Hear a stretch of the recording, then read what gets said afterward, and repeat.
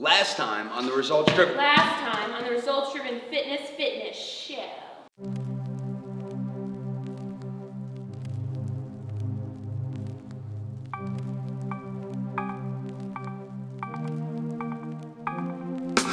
we want to define what a carb is. My husband got hooked on the carbs. Now he lives in a dumpster. So having vegetables with every meal. You need carbs. My friend lost 30 pounds and never ate any carbs. Fruit with any meal. A little bit of advice from the precision nutrition system. In saving your higher starch vegetables or grains for after your workout. Welcome back, friends and family of the internet. This is the Results-Driven Fitness Show. And this week, we're talking about the myths and truths of core training. We had a core training seminar a few weekends ago, and we're going to go over some of the things we talked about with our members. We're also going to go over one of our favorite starting exercises to train the core, the Deadbug.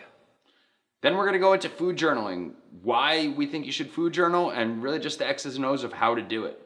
I hope you're ready for an exciting journey. Let's get started. Yes.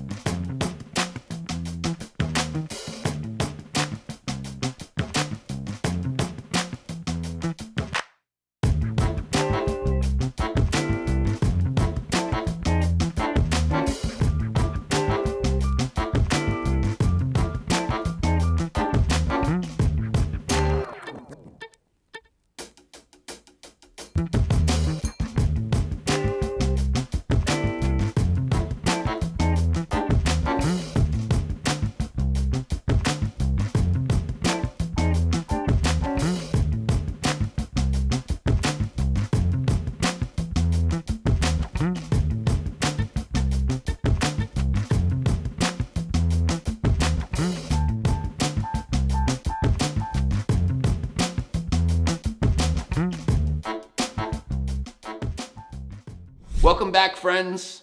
For those of you that are a little newer to our show, the purpose of this show is just to bring tactical information that you can apply in your life and your fitness regimen, and to try to stay consistent with the themes that are happening in the industry and also just what's happening here at Results Driven. Lately, we've been talking a lot about core training. We had a core training clinic at RD because we started to notice that people didn't know what the core was. The core is actually one of the most bastardized terms in the fitness industry. When you ask most people, the answer you're gonna get has something to do with six-pack abs. And that's not what the core is all about. And that brings us to our first core training myth, that core training just means training the abs and obliques.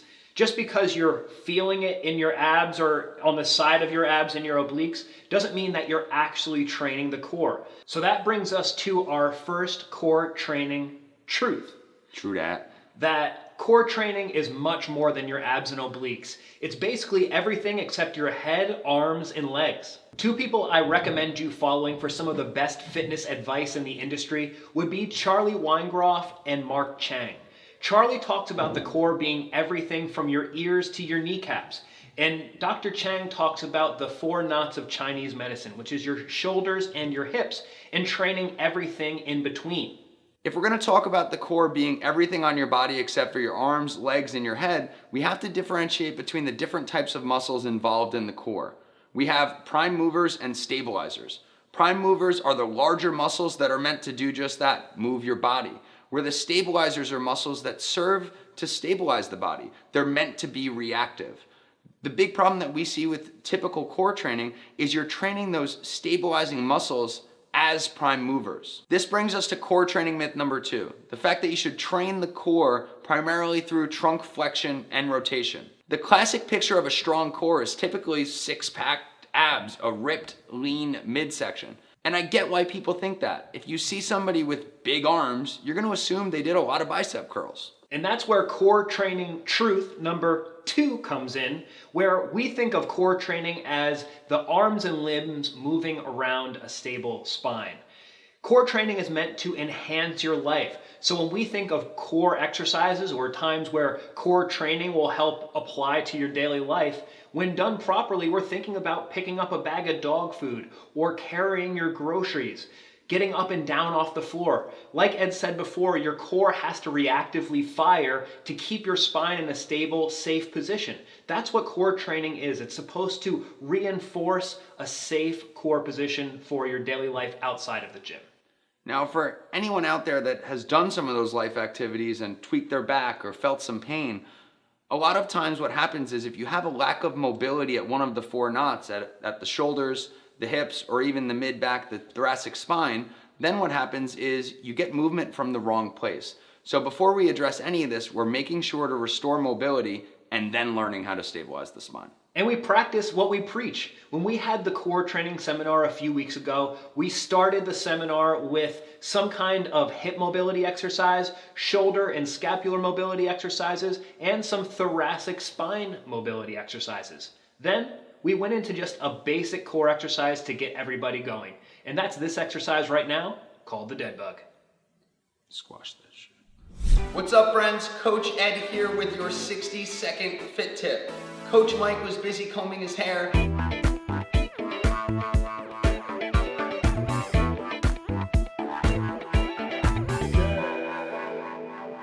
This week we're going over the Deadbug. It's one of our favorite ground-based exercises, and it's one of our favorite ways to train the core because it's the first place we teach people how to maintain alignment at the spine while moving the arms and or legs. All you need for this move is space to move, your own body weight, and we recommend using one of the mini bands from Perform Better. First step is to lay flat on your back, mini band around the wrist, break out against the mini band, and march one leg at a time, bent leg. The next step is going from bent leg to straight leg, and the last progression is going straight leg the entire time. Feet over hips and one leg down at a time. Make sure to reset the tension on the band every time you do a new rep. 2, make sure you're getting an appropriate breath. Make sure we're able to get the breath around the midsection. And 3, but just make sure as you go, the midsection doesn't raise higher up to the ceiling. If you can own this position and work your way slowly through the progressions, you're gonna have a stronger core and it'll carry over to some of your higher level movements. Hopefully this tip helps. Thanks, friends. We'll see you next time. All right, so, you get it. We have to move the hips. We have to make sure we have enough mobility at the shoulders and the spine. But what if you're concerned with the appearance of your midsection? What if you want that appearance of ripped abs or a flat stomach or whatever is appealing to you? The most important tool we have for that is food journaling. How do you know you're going to get to a destination? You map it out and you know where you've been. That's the same thing as food journaling. Food journaling is just taking a record of what you've eaten so you know where you've come from. Here, food journaling is a big part of what helps our members succeed in their body composition goals. And the only way for us to be able to help you as coaches is to see what you've eaten. So why do we food journal then? We want to make sure you're held accountable. We want to make sure you have as much top of mind awareness as possible. And we just want to have some data to analyze so we can make changes when necessary. So where do we start our members' food journaling? The first thing we want you to do is just find a method that works for you. So the 3 things that we recommend here, I've personally been using MyFitnessPal lately. It's a free app. A lot of us have our phone on us all the time. So you just pull out the phone, you get a prompt on your phone, you can set those throughout the day, and then you can make sure that you are putting your food in there so we can track it later. I'm not really into using a specific app for that. I just like to have a record of what I'm eating. So other ways that we recommend our members track their food are to either use a notes app in their phone or just kick it old school and use a notebook. And if you just want to be a little more systematic and organized, one of our badass members, what up Micah, created a food journal spreadsheet that allows us to not only track what you're eating, but also which habits you're following. And it gives you real-time analysis as to what percentage of the time you're on your plan. Now, do you hear that? Analysis. In the next episode, we're leaving you with a cliffhanger. In the next episode, we're going to go over how to analyze your food journal, either using one of these apps or using our spreadsheet. We're going to give you the nuts and bolts on looking at your food journal and making small, steady progress towards your goal. We're also going to go over some more core training myths and give you some more of that truth. Thank you for your attention. We appreciate any time you follow any of our content. Please make sure to like, share, comment, subscribe, follow us on all the social media, interweb things. Thanks for joining us. Later, friends. Core training. Last time on the results-driven fitness, I'm like blinking because I'm waiting for it. That's not what the core is. And we're gonna tell fucking shit.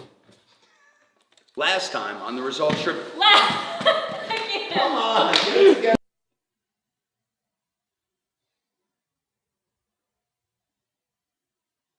Core primarily through core.